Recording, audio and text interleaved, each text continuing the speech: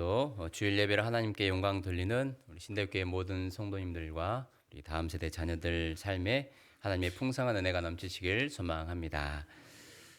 오늘 이렇게 기쁘고 행복한 주일입니다.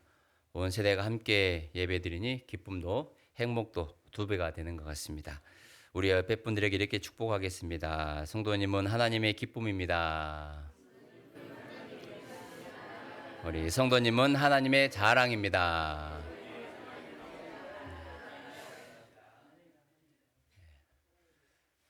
하나님의 자랑입니다. 하나님의 기쁨입니다. 하나님께서는 우리를 너무나도 사랑하셔서 하나밖에 없는 아들 예수님을 이 땅에 보내주셨습니다. 예수님은 우리를 너무 사랑하셔서 자신의 목숨을 우리를 위해 내어주셨습니다. 성령님은 우리를 너무 사랑하셔서 우리를 떠나지 않으시고 우리와 영원토록 함께 하십니다.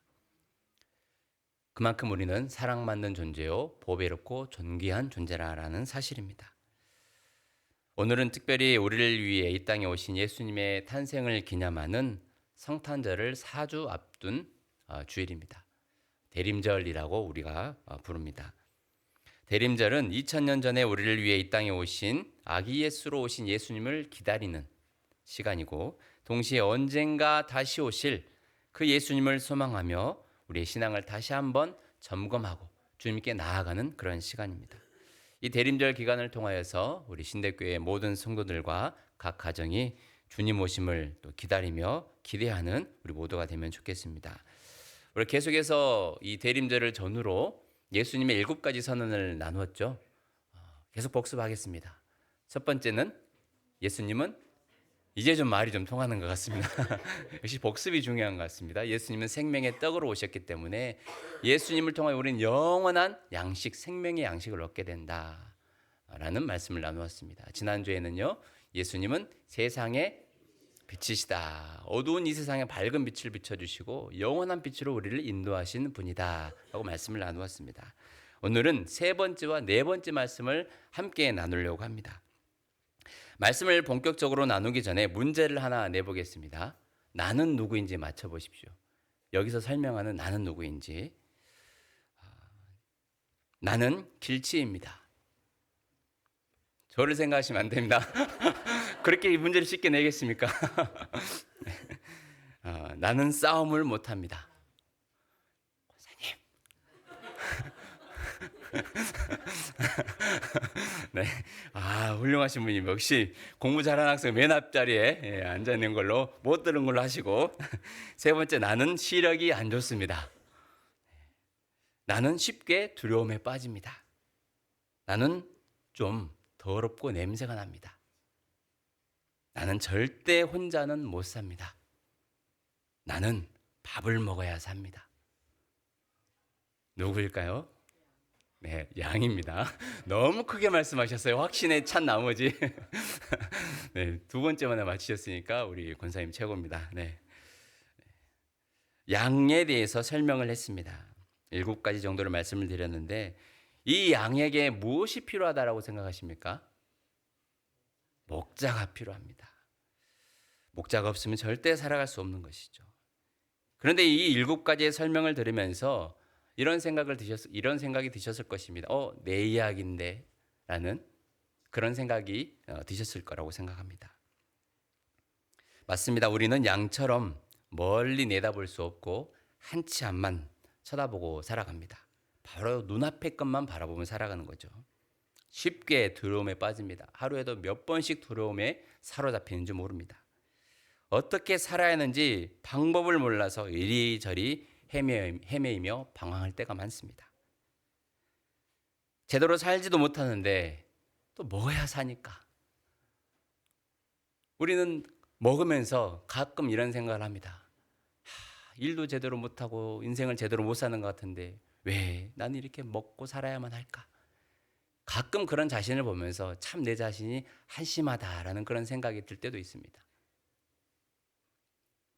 우리의 배만 채워야 되는 것이 아니라 우리의 텅 빈 마음도 무엇인가로 채워야 되기 때문에 때로는 세상의 것으로 내 마음을, 이 텅 빈 마음을 채우려고 발버둥을 치죠. 우리는 그런 존재입니다. 이런 우리도 괜찮다고 가까이 와주시고 안아주시며 지켜주시는 분이 있습니다. 그분은 예수님입니다. 오늘 우리는 말씀을 통해서 왜 예수님이 나에게 필요한지 나누려고 합니다. 첫 번째로요. 먼저 10장 3절 말씀을 함께 읽겠습니다. 문지기는 그를 위하여 문을 열고 양은 그의 음성을 듣나니 그가 자기 양의 이름을 각각 불러 인도하여 내느니라. 아멘. 예수님이 나에게 필요한 첫 번째 이유는 내 이름을 알고 계시기 때문입니다. 이름을 안다는 것은 어떤 의미가 있습니까? 나에게 관심이 있고 나를 사랑한다라는 것입니다. 우리 자녀들을 군대를 보내면 처음 입소하는 날 수백 명의 그 남자 아이들 중에 유독이 내 이름을 아는 사람이 있습니다. 누굽니까? 부모입니다. 나를 사랑하고 나에게 관심이 있기 때문에 똑같이 머리 깎아서 생긴 것 같아도 한눈에 알아보고 그 아들의 이름을 부를 수 있습니다. 사랑하기 때문에 그렇습니다. 우리 예수님은 나에게 관심이 있을 뿐 아니라 나를 가장 잘 알고 계시는 분입니다. 오늘 예수님을 양의 문이라 이렇게 표현을 하고 있는데요. 이 말씀을 이해하기 위해서는 팔레스타인 지역에서 목자로서의 역할을 감당하고 있는 그들의 삶을 보면 좀 더 이해하기가 쉽습니다. 양들이 머무를 수 있는 우리가 있잖아요. 그 우리를 두르고 있는 것이 울타리입니다. 그곳에 유일하게 들어갈 수 있는 한 출입문의 공간이 남겨져 있습니다. 그 울타리는 나뭇가지로 엮여질 수도 있고 어떤 돌로 쌓은 벽일 수도 있습니다. 출입문이 반드시 있는 것이 아니기 때문에 목자들은요, 그 출입문 그 공간에 서 있습니다. 혹은 누워 있습니다. 문이 되어주는 거죠. 양들이 함부로 나가지 못하도록, 사나운 일이나 짐승들이 그 양들을 해치지 못하도록 목자들이 문이 되는 경우들이 있었습니다. 오늘 예수님이 나는 양의 문이다 라고 하는 것이 또 그런 이유에서입니다. 목자는 하루 종일 양들과 함께 있다 보니 한 목자가 30마리에서 100마리 정도의 양을 케어를 한다고 보면 어떻게 이름을 다 알겠습니까? 그런데 목자들은 실제로 다 애칭이나 별칭을 붙여서 그 양들을 사랑으로 보살폈다라고 합니다. 이 양의 몸에 얼룩이 있으면 전박이라고 부르고요. 해도 해도 느리게 가면 느림보라고 부르기도 하고, 그냥 보기만 해도 예쁘게 생겼으면 예쁘니, 하나하나 그 양들의 생김새와 특징과 성격과 걸음걸이와 이 양털의 색깔을 통해서 사랑스러운 이름들, 애칭이나 별칭들을 그 양들에게 붙여준다라는 것이죠. 예수님도 마찬가지입니다. 예레미야 1장 5절 말씀 보면 우리가 모태에서 지어지기 전부터 우리를 아셨고 라는 말씀이 있습니다. 우리가 태어나는 그 순간, 그 이전부터, 그리고 살아온 모든 순간에 예수님은 우리를 가장 잘 아시고 우리와 함께 하신 분이라는 말씀입니다. 나를 누구보다 잘 아시고 나보다 나를 더 잘 아시는 분이 예수님입니다. 우리의 이름을 아시고 우리에게 관심과 사랑을 베풀어 주신 그 예수님이 우리에겐 꼭 필요합니다. 다른 데서 인생의 목자를 찾지 마시기 바랍니다. 오늘 이 말씀을 통해서 예수님만이 내 인생의 문이다 라는 확실한 그 믿음을 갖고 나아가시길 간절히 소망합니다. 나의 이름을 불러주신 예수님, 나에게 사랑스러운 아들이라 사랑스러운 딸이라 불러주신 그 예수님을 붙들고 살아가는 우리 모두가 되기를 소망합니다. 두 번째로 예수님이 필요한 이유는 예수님은 나에게 구원을 주시고 푸른 풀밭으로 인도해 주시기 때문입니다. 우리 10장 9절 말씀 함께 읽겠습니다. 내가 문이니 누구든지 나로 말미암아 들어가면 구원을 받고 또는 들어가며 나오며 꼴을 얻으리라. 아멘. 예수님께서는 오늘 말씀을 통해서 나는 양의 문이다, 그리고 선한 목자다라고 말씀을 하시는데 다 같은 의미입니다. 오직 예수님을 통해서만 구원을 얻고 하나님 나라에 들어갈 수 있다라는 그런 의미입니다. 뿐만 아니라 오늘 9절 말씀을 보면 들어가며 나오며 꼴을 얻으리라 라고 되어 있습니다. 꼴이라고 하는 것은 목장을 의미합니다. 배불리 실컷 먹을 수 있는 편안히 때로는 누울 수 있고 뜯어 먹을 수 있는 풀밭을 의미합니다. 시편 23편 말씀 잘 아시죠? 여호와는 나의 목자시니 내게 부족함이 없으리로다. 그가 나를 푸른 풀밭에 누이시며 쉴 만한 물가로 인도하시는도다. 이 말씀을 우리는 잘 알고 있습니다. 우리는 오직 예수님을 통해서만 구원의 자리로 나아갈 수 있고 예수님 안에서 예수님을 사랑하는 그 믿음 안에서 들어가고 나올 때마다 편안히 쉬기도 하고요. 울타리에서는 쉬기도 하고 밖으로 나가서는 푸른 풀밭을 찾아서 우리가 배불리 실컷 먹을 수 있도록 우리를 먹여주시고 인도해 주시는 분이 바로 예수님이라는 그런 사실입니다. 예수님을 믿는다라고 하는 것은 우리에겐 어마어마한 축복인데요. 단지 죽어서 저기 멀리 있는 천국에 가는 것만이 우리의 인생의 목적이 아닙니다. 신앙생활의 목적이 아니죠. 예수님을 믿는다라고 하는 것은 바로 하늘의 신령한 복, 구원의 복과 땅의 기름진 복, 이 땅에서의 삶의 복을 허락해 주신다는 그런 의미입니다. 짧게 요약을 하면 예수님을 통해서 영혼 구원과 또 삶의 축복을 우리에게 허락해 주십니다. 이 모든 것이 다 예수님 안에 있습니다. 그런데도 우리는 어리석어서 구원을 다른 데에서 찾습니다. 다른 데서 삶의 축복을 누려보기 위해서 애를 쓰고 있습니다. 가까이 있을 때는 그 사람의 소중함을 잘 모른다고 하죠.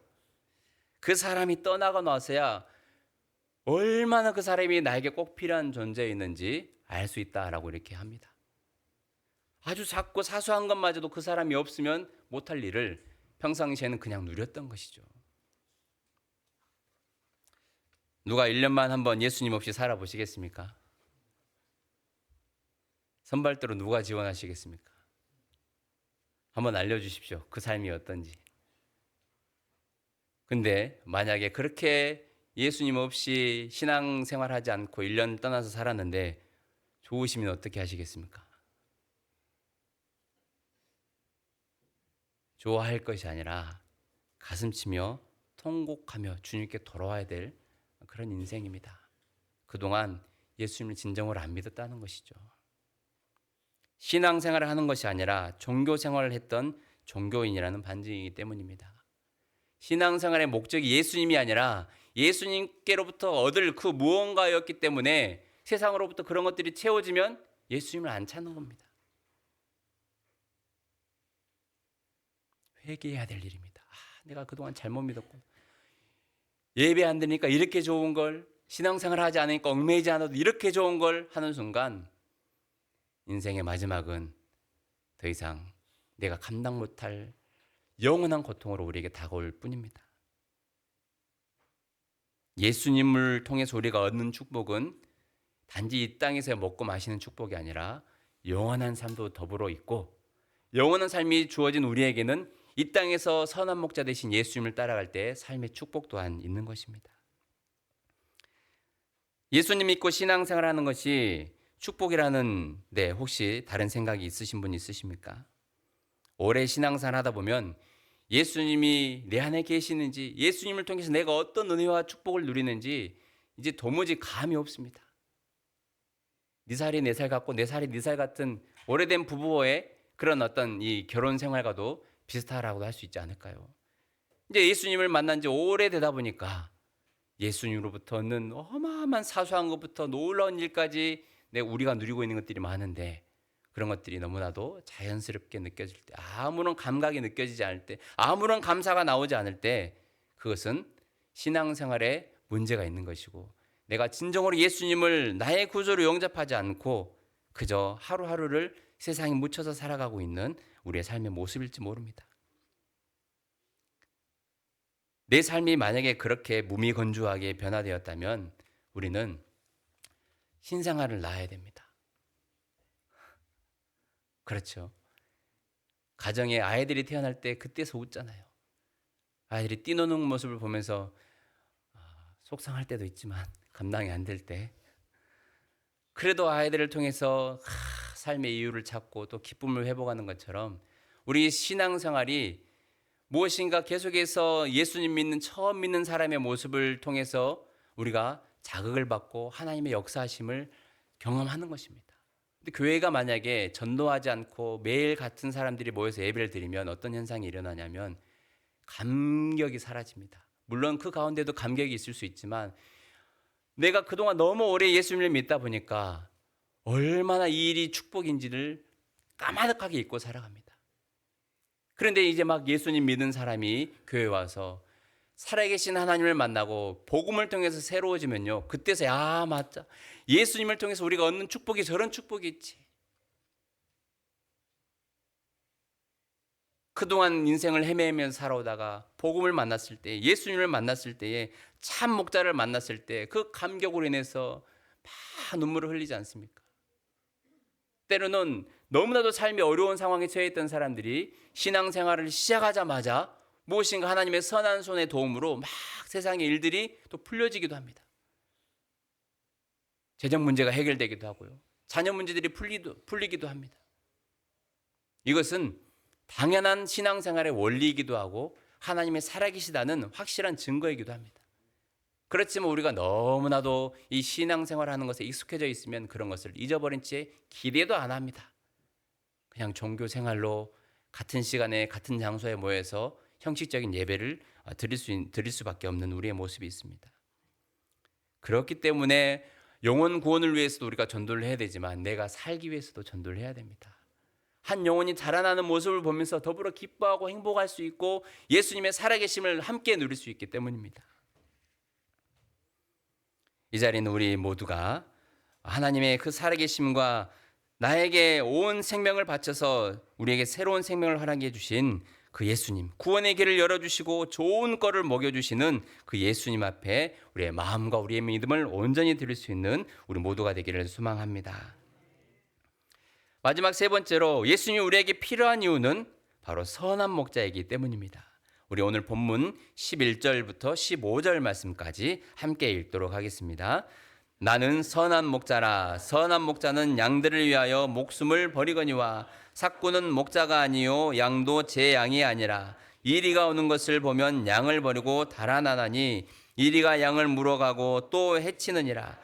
달아나는 것은 그가 삭군인 까닭에 양을 돌보지 아니함이나 나는 선한 목자라. 나는 내 양을 알고 양도 나를 아는 것이 아버지께서 나를 아시고 내가 아버지를 아는 것 같으니 나는 양을 위하여 목숨을 버리노라. 아멘.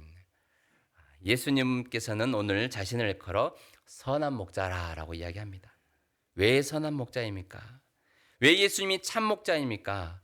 양들을 위하여 자기의 목숨을 버리셨기 때문입니다.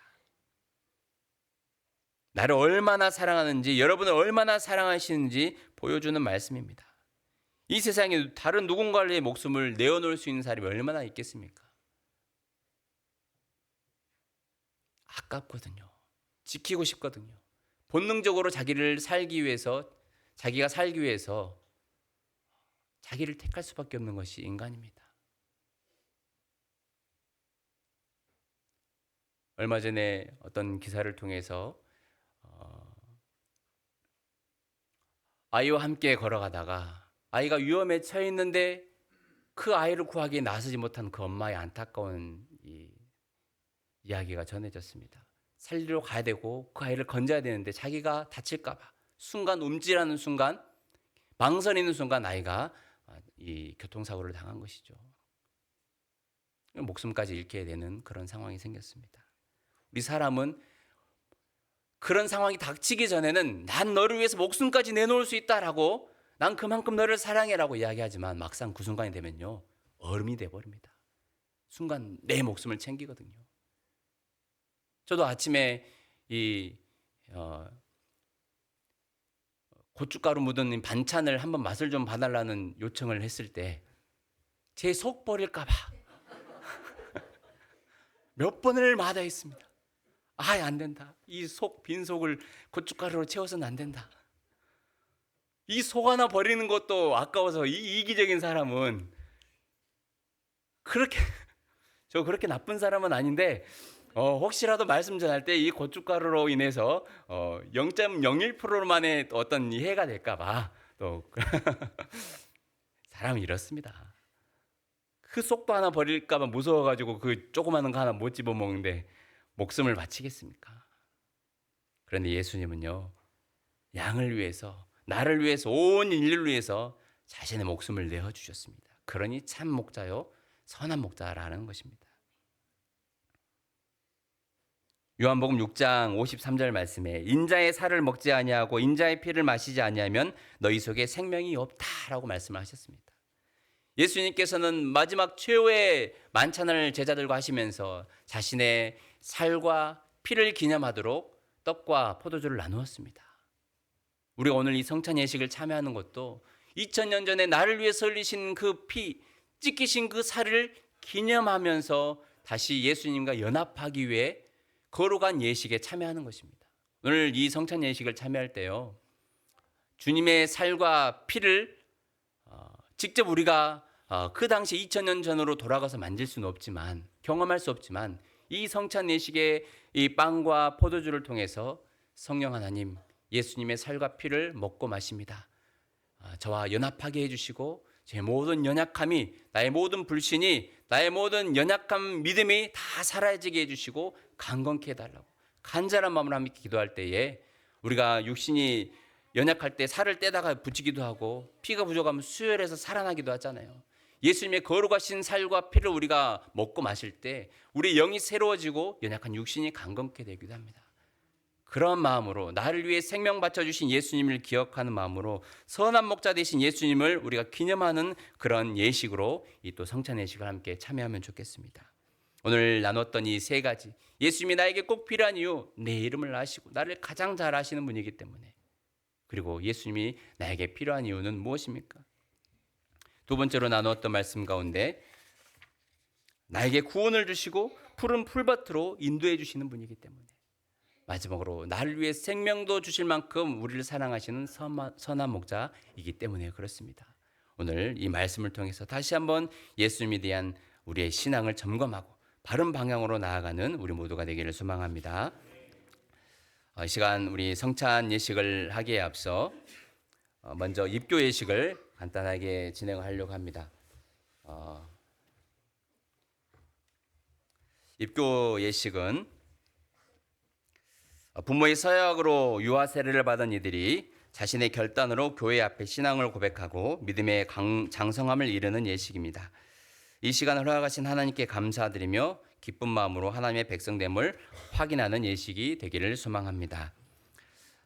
우리 교회에 믿음의 지체를 더해주신 하나님께 감사드리고, 오늘 저는 입교 예식의 집례자로서 하나님이 사랑하신 자녀 정하윤을 입교 예식의 자리에 초대합니다.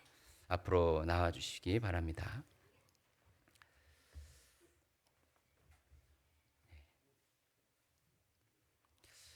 이 시간 유아 세례 받았던 자녀가 이제 중학교 2학년 정도 되면 자신의 입술로 마음으로 신앙을 고백하는 시간입니다. 그래서 서약을 해야 됩니다. 오른손을 들고 한번 제가 말을 마치면 그 끝마디를 붙여서 큰 소리로 자신 있게 대답해 주시면 감사하겠습니다.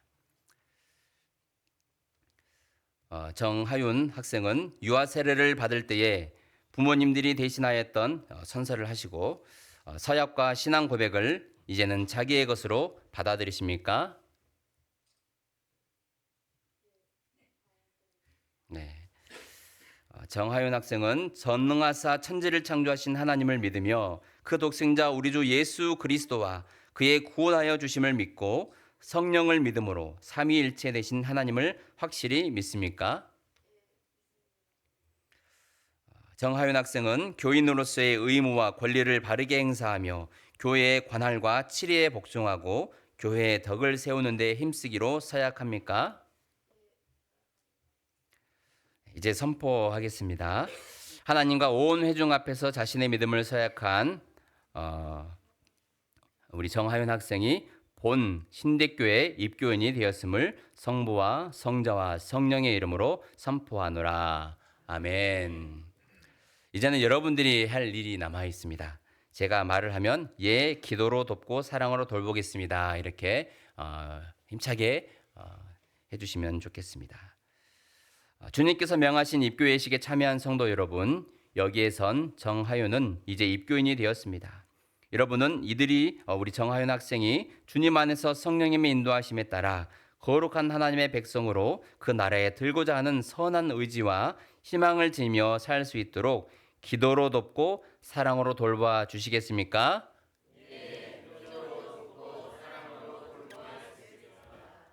감사합니다. 네.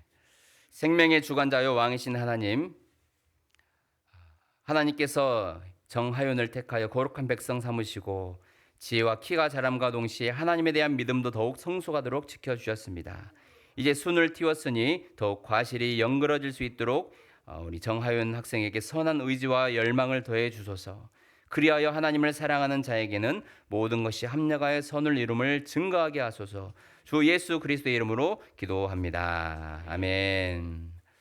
네, 이 시간 입교에 또 기념하는 의미에서 하나님 말씀을 붙들고 살라고 말씀을 선물로 준비했습니다. 여러분들이 큰 박수로 축하해 주시면 감사합니다.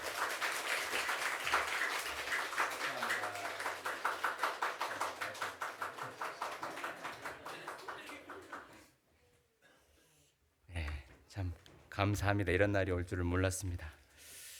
이제는 성찬 예식을 집례하도록 하겠습니다.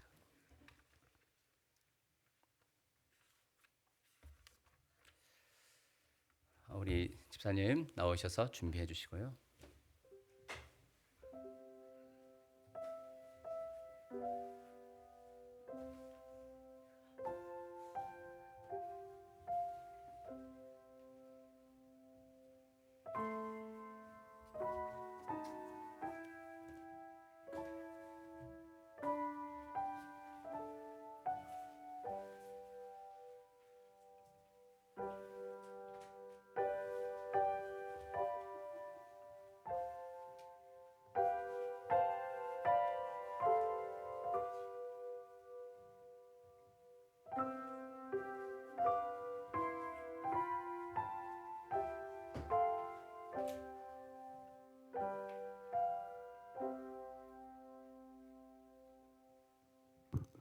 성찬 예식을 진행하겠습니다. 성찬 예식은 우리의 죄를 대신하여 몸을 찢기신 예수 그리스도의 희생을 기억하고 구원의 은혜를 기념하며 장차 하나님 나라에서 함께 누릴 영원한 잔치를 미리 맛보는 거룩한 예식입니다. 성령께서 우리 가운데 임재하사 우리가 떡과 잔에 동참함으로써 그리스도의 사랑과 은혜를 충만히 경험하게 되기를 소망합니다. 이 시간 우리가 성찬 예식을 진행하기 전에 다시 한번 회개에 기도하는 시간을 갖도록 하겠습니다.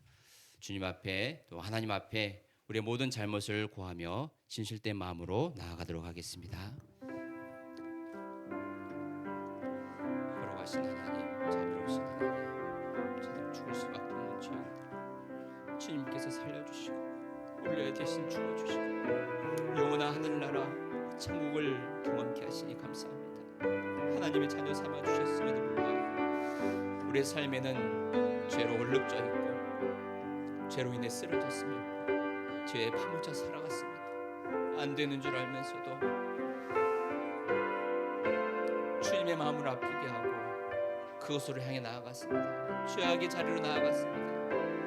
하지 말아야 될 행동들과 말들로 주님의 마음을 아프게 했습니다. 주님 이 시간 성찬 예식을 하기에 앞서 우리 모든 죄와 허물을 용서하여 주옵소서. 주님 우리를 붙잡아 주시옵소서. 주님 사랑합니다. 주님 감사합니다. 주옵소서. 우리 주님께서 잡히시기 전날 밤 제자들과 저녁 식사를 하셨습니다. 주님께서 떡을 가지시고 축사하시고 제자들에게 떼어 나누어 주며 말씀하셨습니다. 이것이 너희를 위하여 상하고 찢긴 나의 몸이다. 받으라 먹으라. 사랑하는 성도 여러분, 오늘 우리가 이 떡을 받을 때에 십자가에 달리신 주님의 몸을 기억하면서 그 사랑을 가슴에 새길 수 있기를 소망합니다. 떡을 받기를 원하시는 분 앞으로 나오셔서 떡을 받겠습니다. 제가 떡과 잔을 나눌 때에 주님의 살입니다 라고 말씀드리면 아멘 하시고 주님의 피입니다 라고 하면 아멘 하고 받도록 하겠습니다. 나오시겠습니다.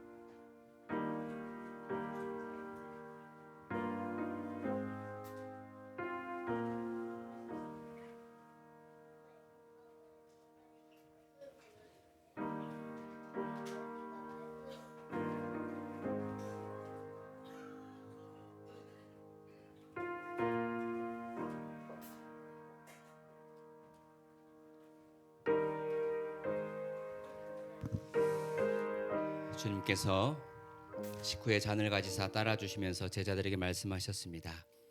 이것은 너희를 위하여 흘리는 나의 피, 언약의 피다.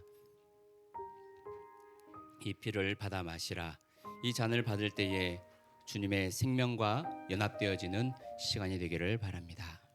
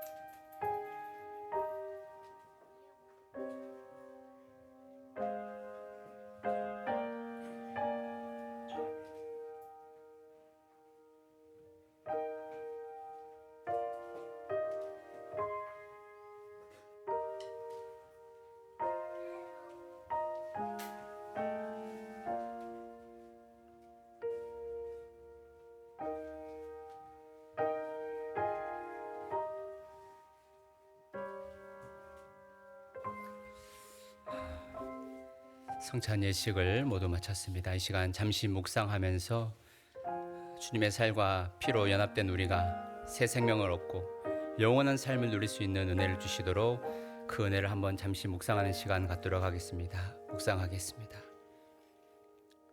주님 감사합니다. 죽을 수밖에 없는 저들 영원한 생명을 허락해 주시고 삶의 자리에 은총을 베풀어 주시니 감사합니다. 이 시간 주님의 살과 피를 먹은 우리 신대교회 모든 성도들 주여 새 생명으로 거듭나게 하여 주옵소서. 새로운 믿음으로 거듭나게 하여 주옵소서. 주님 감사합니다. 주님 도와주시옵소서.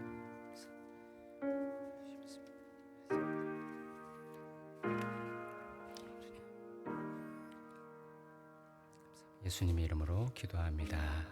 아멘. 시간 찬양 부르시면서